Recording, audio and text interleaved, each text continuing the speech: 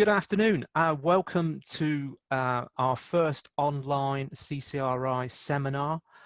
This is at a Thursday lunchtime because our tradition is that we have a Thursday lunchtime seminar. People bring their sandwiches and take part. And we today hopefully are going to make use of the fact that now that we're all distributed in our homes and we are working remotely, that more of us can join and discuss and take would normally be the case. So I'm hoping that that goes. As with all of these things, I think in our contemporary situation, there is an element of experimentation and improvisation. So fingers crossed it all works, but you know, and the Zoom is with us, but we can't be certain. Very nice mug there, Keith. So what I'd ask everybody to do is to turn their microphones off so we don't get any of that sort of howling feedback. As we go through the presentations, what we're going to have, Ped is going to talk first, and then we'll go directly on to Dan. But what I'd say is that as you have questions or if you have thoughts, please feel free to put them in the chat box as we go along. You can see Jasmine in the corner who's just going to wave now.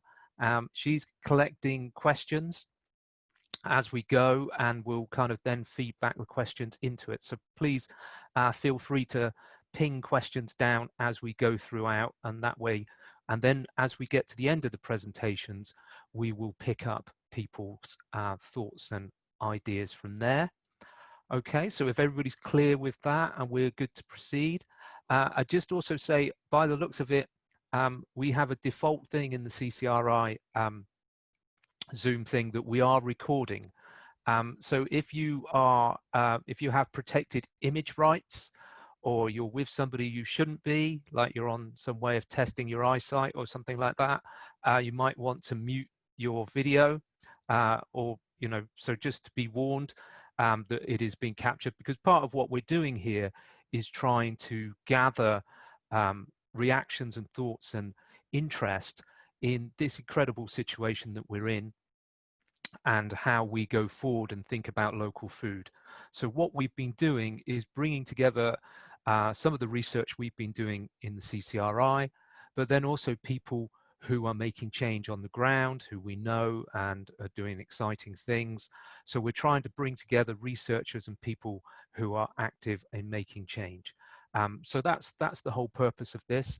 I'm admitting people as they arrive, so hopefully everybody's going to see where we're going and keep up to speed. Okay, Ped, can I invite you to start, please? Great, thank you very much, Matt. Didn't get the memo about bringing my lunch along, unfortunately. So I might get a little bit hangry later on in this. So I've got a couple of slides to talk you guys through. I work at the community farm in Chew Magna, and I'll tell you a little bit about what we do there and why we do it, and also how we've kind of dealt with the COVID situation and the challenges that's brought. I've only got 2 or 3 slides, so we'll keep it fairly brief. Just I think more of the fun stuff's going to come out of the questions and the conversations that we have around it. So I'll just make sure. Oh, and this is the farm behind me as well. So those of you that haven't been there, I know a couple of people have who are on this call, but some of our lovely polytunnels back there. So let's see if the share screen works. Okay.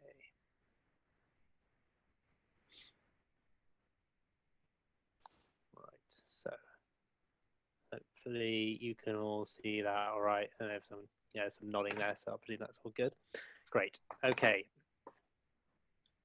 So as I said, I work at the community farm, and we are a social enterprise, a community benefit society. For those of you who don't know what a community benefit society is or social enterprise, or essentially we have a business side to what we do. And the profits made out of the that we get from the business side go into all the social activities that we do. Not to say that we actually really make much profit at the moment, and this is our 10th year, and we're getting closer and closer every year. But we do still rely quite heavily on grant funding for a lot of the social activities that we do at the farm. as I said, we've been going for 10 years. The concept came for the farm around the notion of being able to really challenge our food system, challenge the way that people perceive food, the supermarket grip, if you like, on the way that people are buying food and connecting with food, or not connecting with food, is the way they like to do it.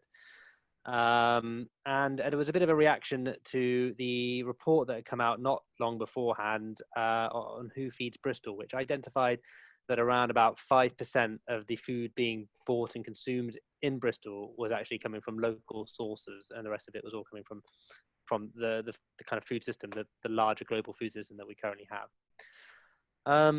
So we have kind of four main strands to how we run at the farm and what we're trying to achieve. We have the farming side of things. So we're an organic certified farm.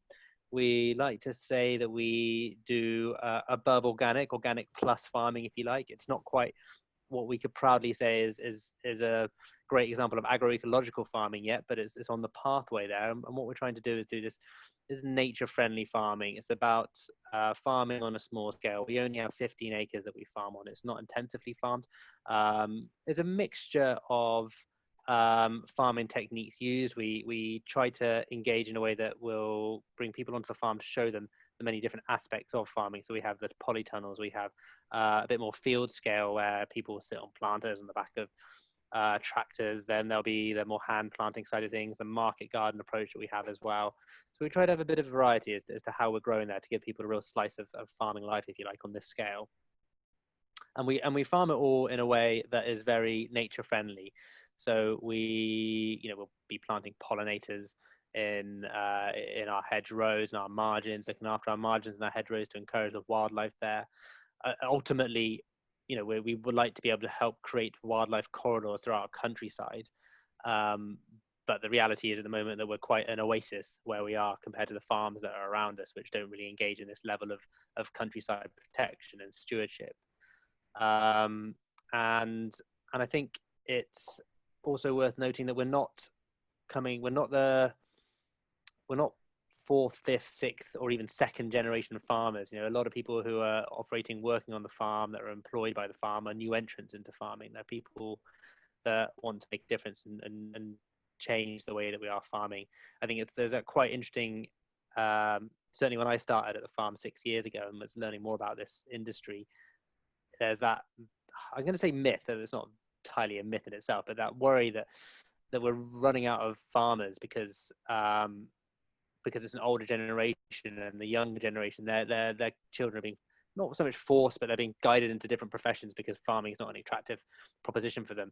And that is true, but that's not to say that we don't have an emerging generation of people who want to work on the land, who, given access to land, can make a real positive impact on our supply chain. And that's the kind of crowd, I suppose, that we put ourselves in, and certainly the people that come and work at the farm fall into that as well. So a lot of what we're doing on the farming side, we're learning as we go along.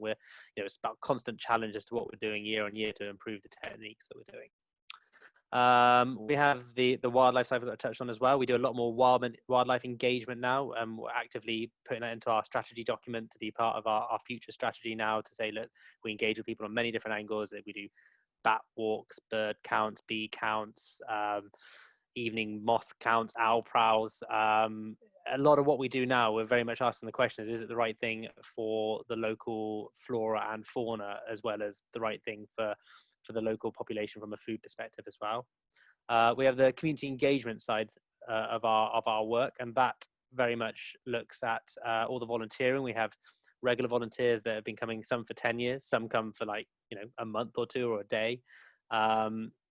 We get a huge benefit out of the volunteering community that we work with. There are tasks like getting 7 tons of squash out the field, which we just couldn't do without the volunteers, planting 20,000 leeks in a day, which we couldn't do without the volunteers. But at the same time, it's very important that those that come and volunteer at the farm get something out of coming to the farm.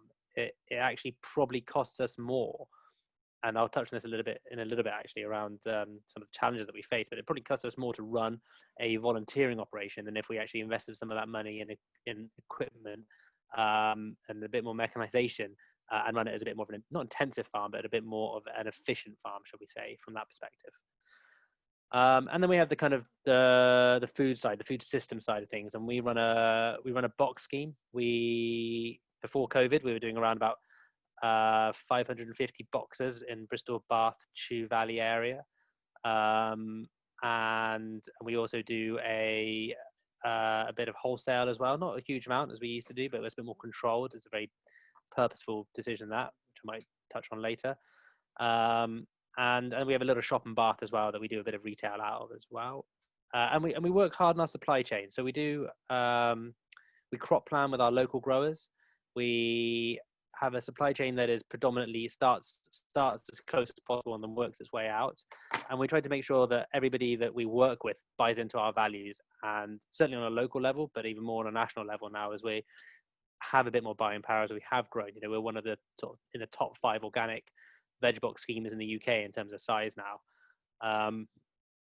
And that gives us a certain amount of buying power, but a buying power to use in a positive way, and perhaps not like the negative connotations that often come with that phrase. We also work with importers in Spain, and not so much importers, but actually like kind of local cooperatives that are similar to us now. So we can buy a pallet of citrus from them direct from the field that we know is coming from farmers that have got similar values to us, that are also getting a fair price for their produce as well. So some of the challenges that we faced over the last few months, obviously demand spiked very, very fast. We went from doing 550 boxes to doing 1,000 boxes in the space of about 3 weeks. And that was we stemmed that growth because we had to be able to grow it in a way that we could manage it. We have been working hard over the last few years to transform our organization into an operation. I try not to use sort of management speak, but one that is very agile. And as a consequence, we have been able to adapt to the kind of curveballs that it threw us from a logistic operation perspective quite fast, and actually, I would say very admirably. So our sales spiked from doing 12,000 pounds a week to doing 25,000 pounds a week almost overnight, relatively. And we adapted fast. We were able to employ more people, which was great. We have people that we work with on a ad hoc basis that are kind of our bank workers that help us normally during the summertime as well. And that was very good that they actually lost a lot of their other work, so we were able to put them straight into employment, which was wonderful. I think we saw a real interesting juxtaposition in the way that our supply chain was able to cope with the increased demand versus that of the supermarkets. And whilst supermarket shelves were empty, for 2-3 weeks really for produce, we had abundant supply. It was difficult at first. I think we are in the hungry gap, and hopefully most of you know what that is. If not, it's just the time is in between seasons, if you like, when the UK produce is least amount, and we actually have to rely on a lot of import at the moment. That's probably helped us out because they're producing a lot more in Spain because they're used to dealing with high demand, and the people we work with, we're always going to prioritize us because we're one of their bigger customers. I'd be very interested to see, and this is something we'll probably discuss here, how that looks in the next few months on the UK side of things, because ultimately COVID hit us at a time when seed had been bought, fields were already being plowed. You can't just click your fingers and turn more ground into growing ground, certainly not from organic perspective overnight. So that might bring some challenges in the coming months. And we had to very much change the way that we were working throughout the farm. A new thing for us was to have to work, more of us working from home, using Zoom, and we've all had to learn all those challenges, different ways of interacting, communicating. We've grown from an organization that was 7 full-time equivalent 6 years ago to one that's about 18 full-time equivalent now, and that in itself has brought many communication challenges. On top of that, we've now had to find a new way of working, many of which have actually turned out to be very positive changes and improvements that we could take forward. And then the volunteering in the fieldwork, we had to put a real stop to the volunteering at first, due to the need to work out how we can do it in a way of best practice. And we thought long and hard about changing our way of working to be more, rather than hey, come along on a Tuesday and Thursday and volunteer, it suddenly turned to, we need to put a message out there that says, we need help on this job on this day, and this is the maximum number of people, and this is how it's going to work, and you have to apply in advance to come. So we've reduced the number of people that are coming on the volunteering days, and we certainly only get people that are very comfortable with that situation of being able to come and work with others. But the interesting thing that has shown us from conversations with my head grower is that we've actually been able to manage the workload a lot better this year. He feels in a much stronger position than he has been in previous years. I mean, there are other factors involved in terms of the way we improve what we're doing every year anyway. But certainly he's feeling like, this has worked out much better for us. And it's actually shown us a new way of working that we've shared now with many other people and other CSAs through webinars, our ways of working and best practice. And this is something that we will consider to follow through in the coming years. So just checking on the time. And then just to quickly touch on perhaps some of the other challenges and on a wider level and the opportunities they bring. I'm part of a food response group in Bristol, which has a few other prominent organisations and stakeholders from council, from Going for Gold, Feeding Bristol, and we've obviously the initial response is all around kind of that emergency aid. How can we get food to people? But it has, this situation has highlighted the kind of weaknesses in our food system that we've been obviously banging the drum about for the last 10 years.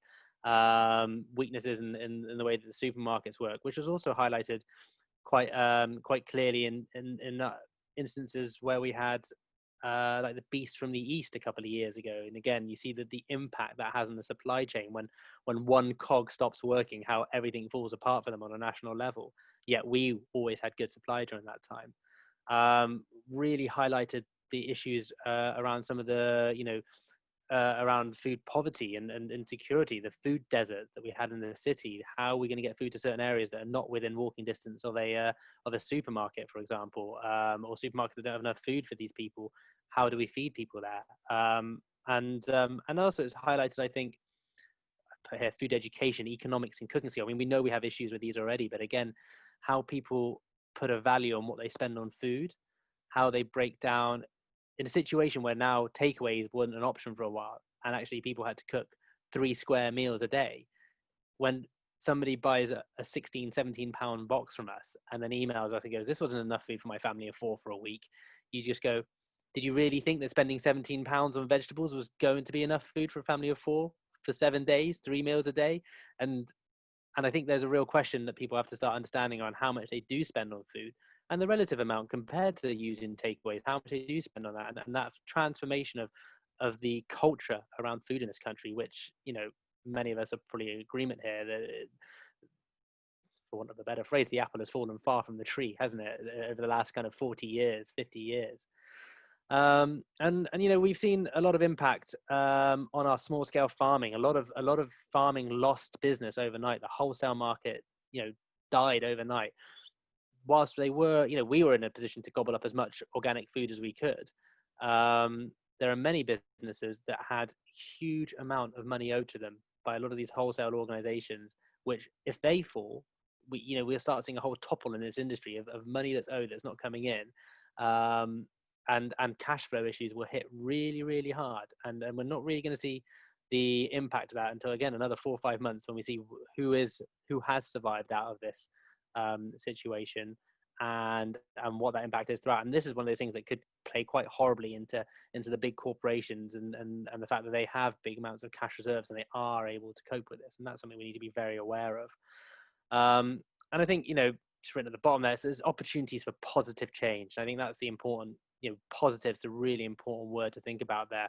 There are so many positive changes that we can make on a social and economic and environmental level right now. You could tie it in with Brexit for all the wrongs or rights, depending on where you sit on how you view Brexit. There is an opportunity to change our farming system in this country to one that looks after people and looks after our countrysides. And I think, there's so much work out there already that identifies that if you've got small scale farming around cities, around towns, you get increased happiness, you get increased jobs, you get increased infrastructure, increased education. The wildlife responds much better. That money isn't being, farmed off into big cities where people then have to follow it, and then you lead to all this rural desolation and isolation that we have, and the kind of social fallout you have from that as well. And this is a real opportunity, and I'm not, I'm not going to pretend to be some sort of idealist that thinks that we've got a silver bullet that's going to change it overnight, and that even if we did, that people react in a positive way to that. But it doesn't mean that we shouldn't try, and it doesn't mean that we shouldn't use the opportunities to start laying out plans, 10-year plans to really kind of flip our farming system to one that benefits everyone and our planet. I think that'll probably do for conversational stuff, and I think I can pass it over back to you, Matt, and back to Dan. Great, thank you very much, Ped. That's fantastic. That's really interesting and exciting to hear. And so please, people, if you've got, post them in the chat box. And if anything occurs to you, certainly this has been a huge topic of debate amongst the CCRI team. And I've sort of seen a huge amount on social media as well. Okay, so while you have those thoughts, we'll have Dan. Dan, are you ready? I'm hoping so. Yes, I'm ready. Thank you very much, Matt. And thank you very much, Ped. That was a very exciting presentation, as always, from you. I want to just start by quickly flicking through the list of people who are engaged today and see that I think Will Fraser's not with us. Will from the National Farmers Union was hoping to join. And I was just going to mention him because the work that I'm about to just describe is part of a live project we're doing partly with the National Farmers Union in the Southwest and also with the County Council in Gloucestershire. Can everybody see my shared screen?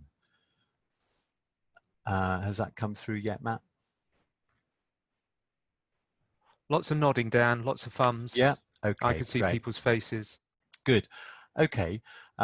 So let's just see if I can get it going. There we are. So the first thing I'll also say, as well as mentioning the NFU and the County Council, is also a great big welcome to Sabrina from the Robust Partnership. Sabrina in Italy is a member of the Robust Partnership that I'm going to describe in a moment. So if you would like to contribute and add anything to what I'm saying about the project, please feel free to. I'm going to rattle on through then, and I'm going to play a pretty straight bat after Ped's inspirational talk. I'm just going to be very descriptive about what we're doing in this project called Robust, operating in Gloucestershire, and particularly looking at things around how we can try and use recent government policy changes and technological advancements to engage more local producers in the school food system, which is a very well rehearsed issue in scholarship, of course, going back famously to Roberta Cennino and Kevin Morgan's work. But things are changing a bit, and technology seems like it might be helping us. So I've just got 5 or 6 quick slides. I just want to start really, really quickly by describing Robust, which is a project through which we're working. It's a European Commission Horizon 2020 project, and those areas in blue are the different partners. There are 2 in Britain. You can see us there represented through the arrow towards the Gloucestershire County Council, but there's also our neighbours next door in mid Wales, and the way that Robust works is that in each of these locations, 11 locations, there's a team of 2 organisations. One is the university partner, so in Gloucestershire that's us, but then there's a so-called practice partner, which is in practice a local authority. So we're working with Gloucestershire County Council. The Welsh colleagues in Aberystwyth University are working with the Welsh Local Government Association, etc. The other thing to quickly mention, apart from the great spread we've got across Europe there, is that all of these places quite clearly are really, really very different from each other. So mid Wales, for example, is an area with no major urban settlements. And then we've got in Holland there, the municipality of Edda, which also is a pretty rural agricultural area. But then we've got other places like Lisbon and Helsinki, which are capital cities. So you can see we've got a pretty, and then everything in between. But to save time, I won't go through them all. And the thing that we're trying to do in Robust, I'll come on to this again a tiny bit more in a moment, is in essence, look at how the relationship between rural and urban functions operates. And the reason we're interested in this rural-urban relationship is because very often policy attention for things like economic development are unbalanced regionally in favor of cities, or there might be more local cultural issues. So for example, in Helsinki, we know that there is a lot of multi-locational residency. People have second summer houses as a long-standing way of living in Nordic countries. And there's a lot of really very substantial Estonian, Finnish cross-commuting and things like that are going on. So we're interested in how this multi-locational, multi-territorial, rural-urban relationship works and how it can be improved in order to create jobs. So very, very quickly, and then I'll come on to the DPS. There we are. I've talked about this a bit already. We're interested in how rural-urban areas function and how they're synergistically linked. There are two spatial ways in which we're interested in doing this. How does that work at the local level? So we can imagine rural and urban commuting, you know, land management in rural areas affecting flood defenses in cities, for example, or for example, the other way around, that biodiversity in the countryside where that's rich may attract urban visitors. But we can think about it from a more expanded geographical way as well through, for example, international tourism. There's a huge amount of international tourism from Gloucestershire, into Gloucestershire from Japan, for example. So there's a very extended rural-urban relationship there. And of course, global trade is another one that Ped touched upon. And we're interested in three themes: networked governance. You can see smart growth, which is not the high-tech growth that is often talked about, but really growth in relation to what is best able to be done in a locality, and the idea of new localities. And what really we mean by that is that many of these rural urban functions aren't discrete within local authority boundaries. They may cross local authority boundaries or even cross countries in some cases. So that's given you a very rough flavor of what Robust is about generally. But what I really want to talk about is school procurement in Gloucestershire. And the way that Robust works finally is that we have this sort of experimental space called a living lab. That's our methodology.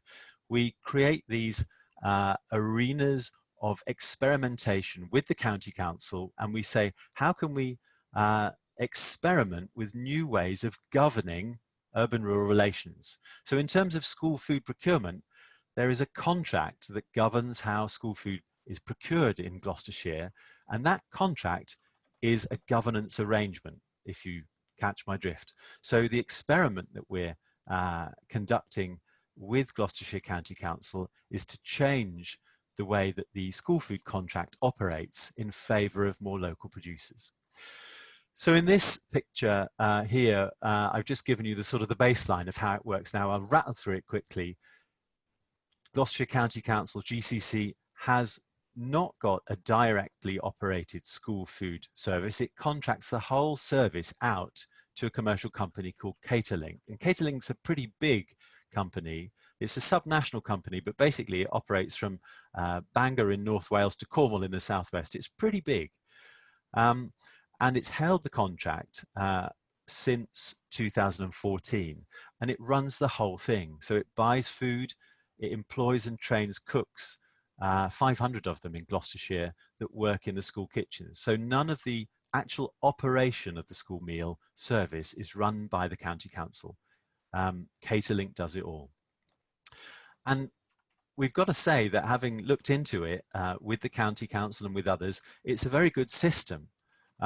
It has conformed to the Food for Life Silver Award. Food for Life, if you don't know about it, is well worth looking up. It's a voluntary sort of standard mark that was originally set up by the Soil Association, and it has bronze, silver and gold levels depending on things like, you know, how much you involve parents in menu setting, the food dining culture, what your contribution to school food is in terms of organic sourcing, things like that. So have a look at that if you're interested.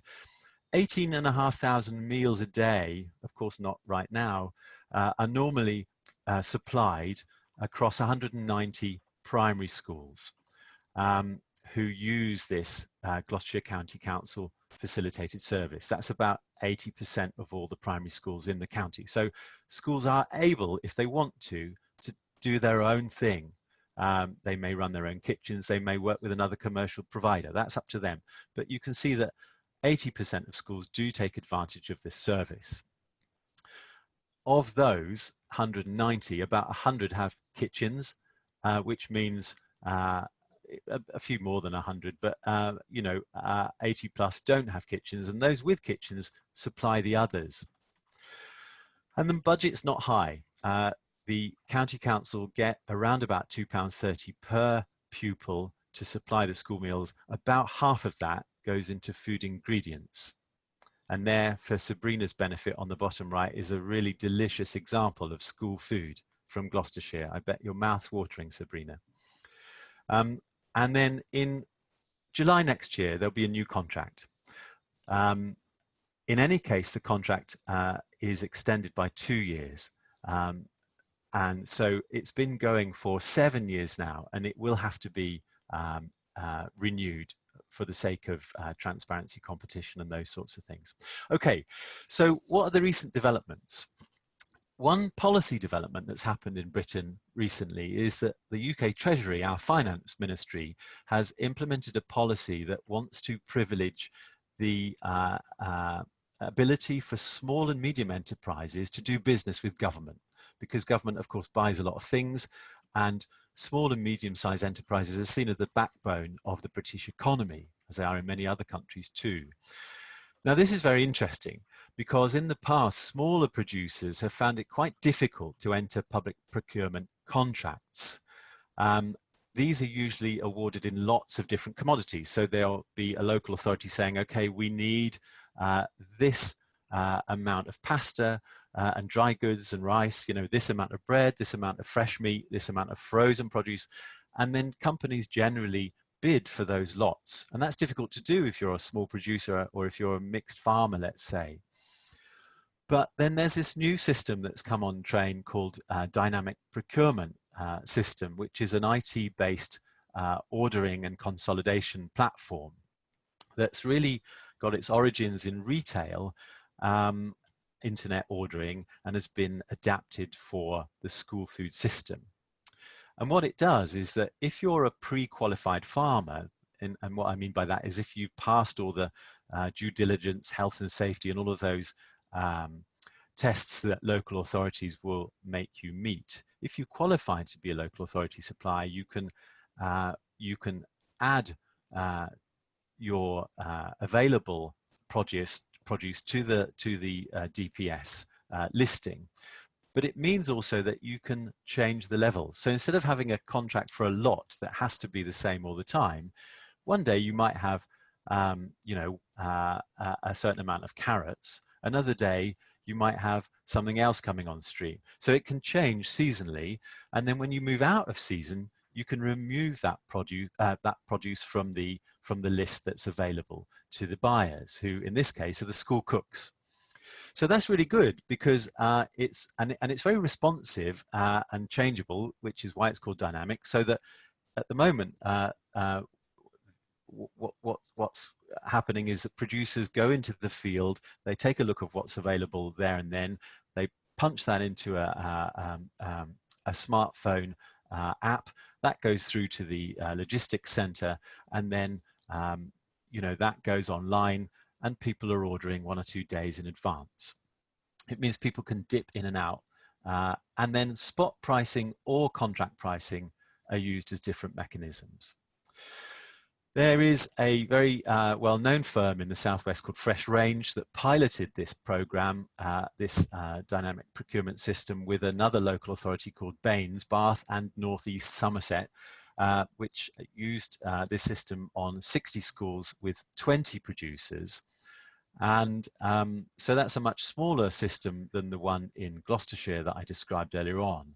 And the pilot was evaluated, and in the chat, at the top of the chat, I added a report that was done not by us, but by others who had a look at how the vein the system worked if you're interested.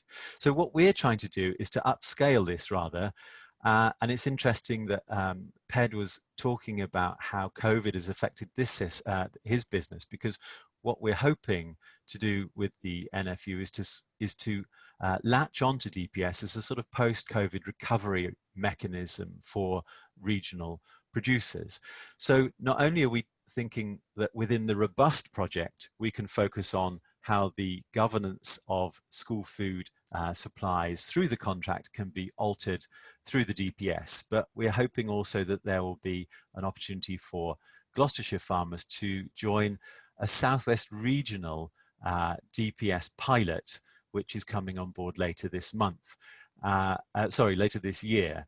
And a food hub has already been set up in the Southwest as a community interest company. Right, I'm just about done. My last thing quickly is to introduce this concept of anchor institutes that is possibly interesting to some here today. As I said, we're working closely with Gloucestershire County Council, and the pilot in the Southwest is interesting in this respect because they're trying to, the government through the Crown Commercial Services are trying to consolidate all public sector purchasing across the different sectors, so schools, hospitals, prisons, the military, etc. And it's interesting to think about the possibilities here, because these public services and public institutions represent so-called anchor institutes. They have sticky capital, which is so-called because it's not mobile, it's grounded in place. These institutions are often large employers and have assets and land. In Gloucestershire, there's still a tenant farmer set up where the county council lets 90 farms. And of course, as I've said, the public sector has a lot of spending power.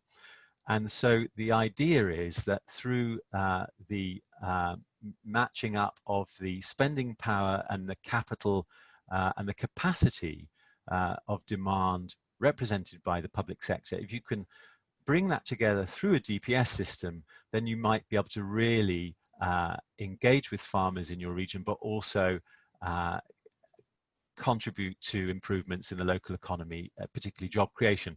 And there, the Preston Borough Council engagement in Anchor Institute public sector corporatism, let's call it, is there in that link, and it's a very interesting read, although rather an urban one. Okay, so I'm done. A couple of reflections. I won't go through them all. I'll leave them up there. One I'd like to draw your attention to, I think, is that even though I've tried to make a big deal about the high demand coming out of Gloucestershire for school meals, 18,500 meals a day need to be supplied. So that's, you know, worth something in terms of demand, but you have to be reliable. That cannot be messed up.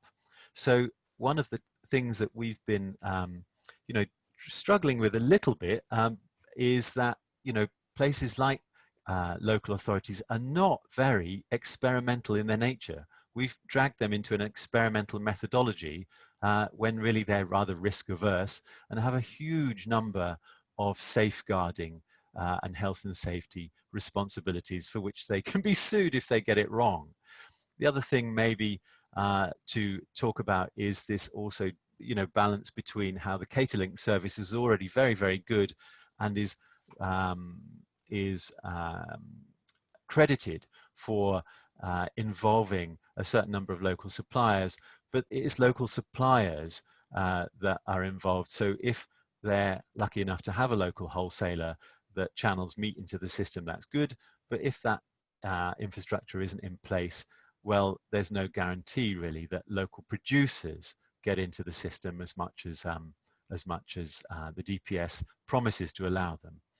And then lastly, very lastly now, look that I've put in red down below that we're thinking about how the legacy of the work in Gloucestershire might go forward. I've talked about the regional DPS, but of course Monmouthshire, which is part of the Welsh Living Lab, is just next door to us in Gloucestershire. So it'd be an interesting opportunity for us, I think, to work across the boundary.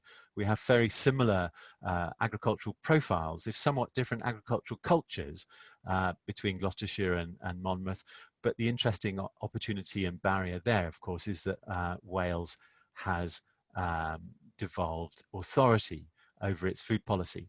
So I'll leave it there and look forward to any questions. Thanks, everybody. Brilliant. Thank you, Dan. That's great. A lot there, and I appreciate that there's lots of kind of questions coming up.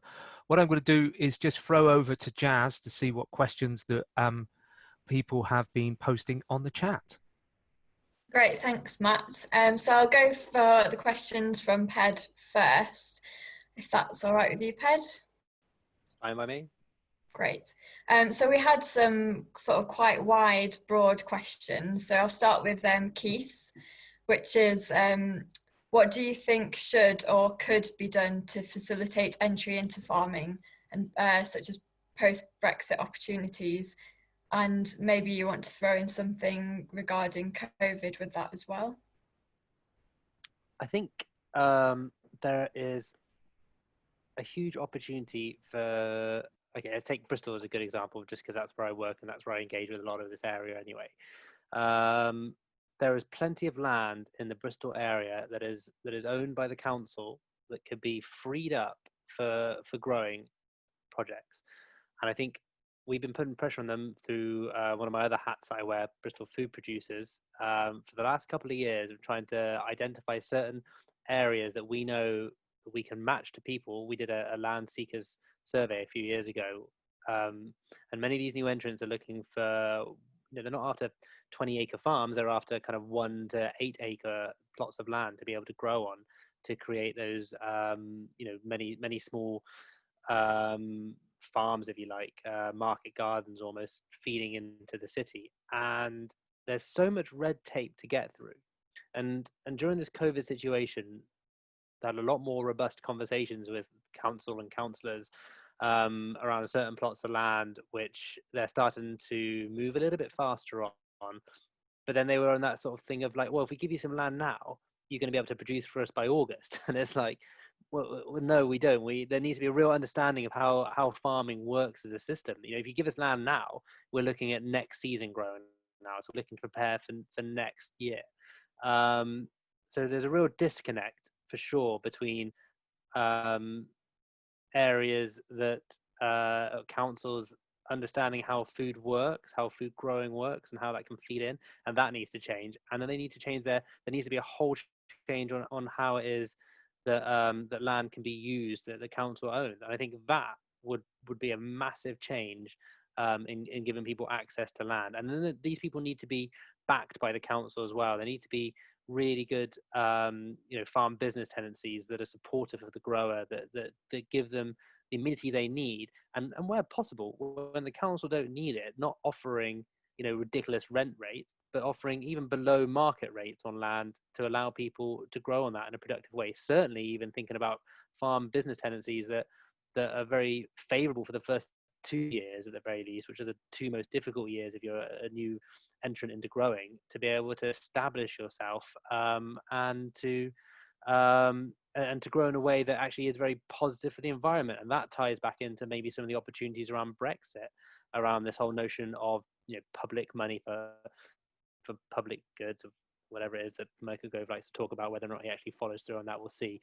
But there's a real opportunity there, say that these farm business tenancies come with these provisions. Yes, you might get favorable rates, but you have to have an environmental as well as an economic benefit to that. Hopefully that answers your question, Keith. Just a part of it anyway, an idea. There's plenty of other ones we could walk down, but time is restricted. Brilliant, thanks, Ped. So we've got some of the similar questions, so I might go for a more slightly technical one, perhaps. It's one from Natasha Suarez, and she wants to hear a bit more about what you see as the gap between organic and agroecological farming. So first of all, I'll just say that obviously a massive advocate for organic growing and organic certification, and this is in no way meant to be a kickback against that. But I do think you have a situation where I think any farm that is large and intensively, any land that is large and intensively farmed does have a negative impact on the environment. And you can have an organic farm that is large. They can adhere to all the minimum standards they need to be organic. It doesn't mean that they're having a very positive impact on both people and the environment. I think outside of the UK, you could look at areas of Spain in the south, our area, where there is the kind of plastic sea of polytunnels where human rights goes out the windows, and actually it has a really terrible impact on the environment, and food waste is really high, and there's so many inputs going into it and energy being used that it's not having a positive impact. I think the idea for agroecological farming is that it is smaller scale, so therefore it's already having a much better impact on its overall footprint, and it encourages with it the notion of stewardship of the countryside, and with what you're creating there as well. You also, although it's not sort of written into it, but it encourages good social outputs as well, which is there are areas that organic certification in itself doesn't. And you could split the organic world into two quite comfortably: those that farm for organic reasons, for the founding principles of the organic movement, and stick true to those, and those that see it as a niche in the market, an opportunity to make money. And also in the same way, you look at the supermarkets and the way that the supermarkets have almost taken the word organic and they've turned it into something different. So when people go to the supermarket, they associate organic with being food for people that can afford it. It's I can't afford it because I don't earn enough money, and it's a real niche thing.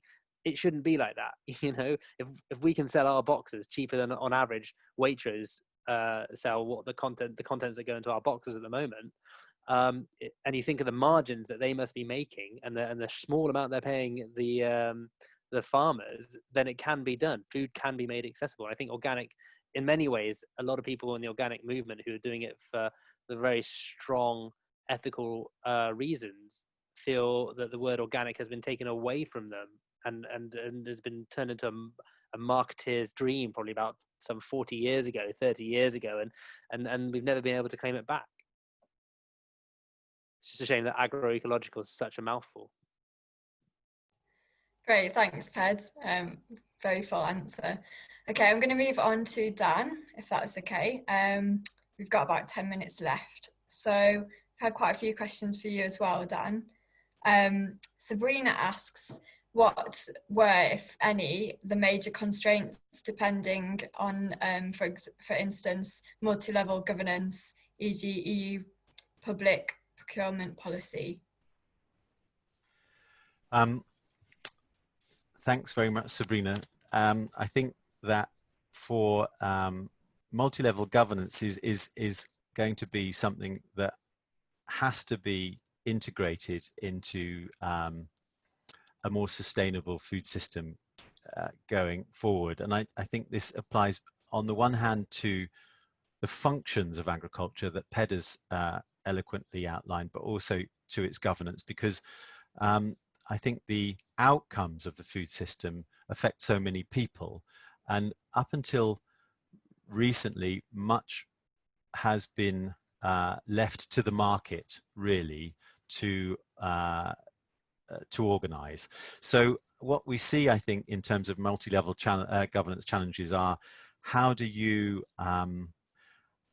open up embedded relations? So one of the relationships that has been a benefit in Gloucestershire is the long-standing association between the county council and the catering provider, and there is a sense of why would you break a perfectly functioning system and be experimental?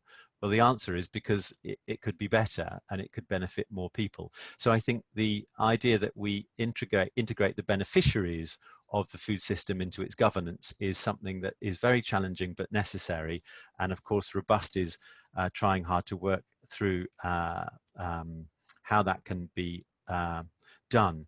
I think there are also real big needs. I think what Ped was saying was very, very true as well. There's a real need for cross-authority collaboration in food system governance, not just in food system governance, of course, but also in food system governance. And that I touched upon that partly about, this issue of how do we how do we work with Monmouthshire just next door but in another country, but also I think in terms of going back to Ped's points, how do city authorities with all of their citizens and their citizens' needs help to drive the rural economy in a much more diverse way in the region around them, and again, that's a great theme for Robust. You know, how do urban-rural relations work positively and reciprocally, not just in one way. In terms of EU competition law, I personally think that this is not a problem in procurement. I have said it and I'm being recorded and people will kill me for this, I'm sure, but I'm going to say it again. EU procurement policy is not a barrier to local procurement, but I tell you what is, and that is, number one, political will to support change and to be experimental. Number two, any kind of capacity. I mean, never mind COVID for a moment. We've just been through, all of us in the continent, if not the world, through 10 years of austerity, where local authority specialized technical skills have been decimated. And so we need to invest in capacity and skills of the officers of local authorities to interpret EU law, and we know, again, through the Robust Partnership, that some of our colleagues, Valencia is a good example, where the territorial food plan has quite legally and properly interpreted EU regulations to include a privileging of small-scale producers up to about 25% of their procurement intake. So I think, you know, the idea that the EU is a barrier, I think holds true only where you haven't got capacity, resources, and political will to interpret it more broadly. And that's easy to say and not hard to do. Great, thanks, Dan. Another quite a nice question I thought from Florence, saying, are there any examples of engaging students or pupils as key stakeholders in the conversation, or creating a relationship between them and producers supplying their food? And it sort of ties into another one from Beth, which asks about the requirements on training and the need for different skills such as negotiation and buying. And that's in relation to cooks who are being sort of the contractors instead.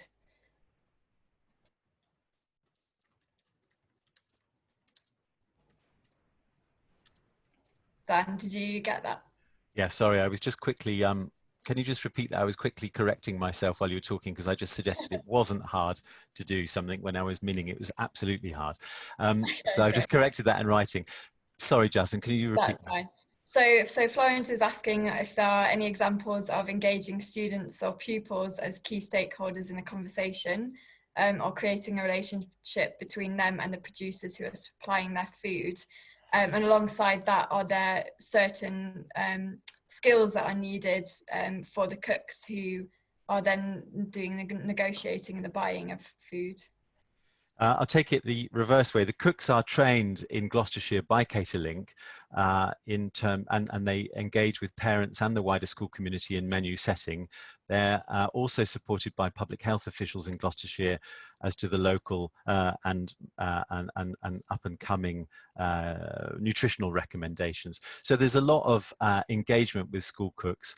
There's also an engagement with the DPS system where that's worked in Bath. School chefs were trained by the local authority, which in that case put people into schools and gave them individually iPads so that they could do the online ordering. So a lot of training does need to go into DPS operation, I think, that's for sure.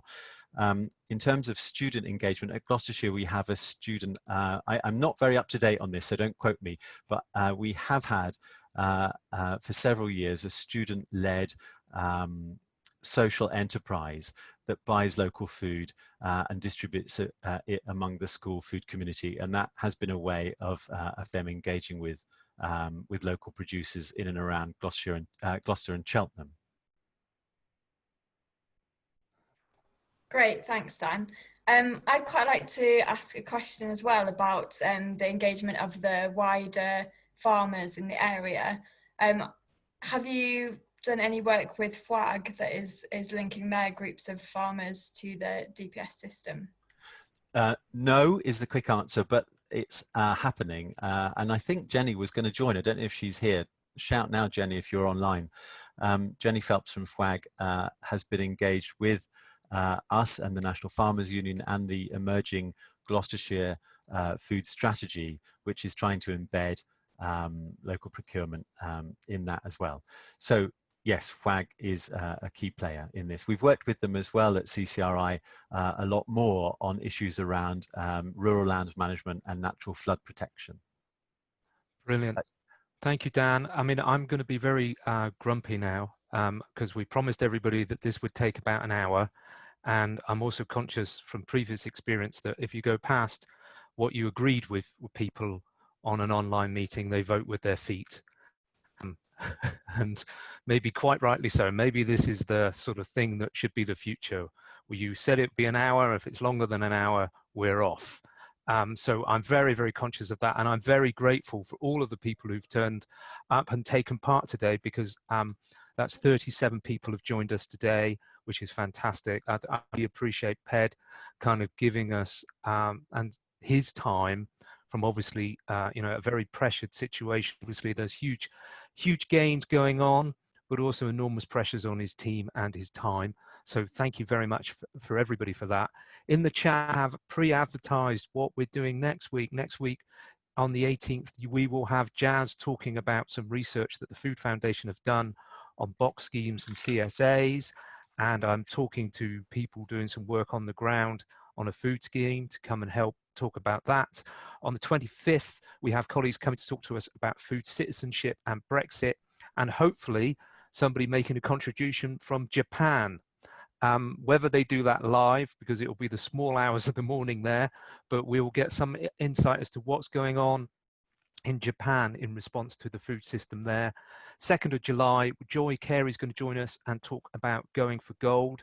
So the Bristol response to local food and food agendas, and I'm hoping to have a speaker talking about national policy. So for the next 3 or 4 weeks, we are going to be doing this event.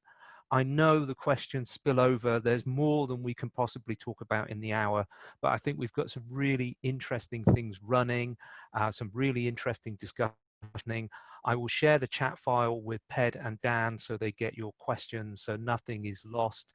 And obviously there will be a recording upon this if you wish to catch up with yourself or direct others to it. I'd also just point that the CCRI website has a voluminous now collection of resources about COVID and food systems and those kind of things. And so, you know, please check that out as well. So once again, thank you everybody for taking part in this experiment and joining all of us in the CCRI. Apologies for you, those who didn't get the food delivery. We have been sending out sandwiches, but I think Dan failed. I think he got a puncture on his bike or something near Frome and just ate them all. So next time we'll do better on the food delivery, but please join us again. So really take care, look after yourselves and each other, and we will see you next week. All right, take care. Thanks, Matt. Thanks, Ped. Thank you. Cheers. Thanks all. See you.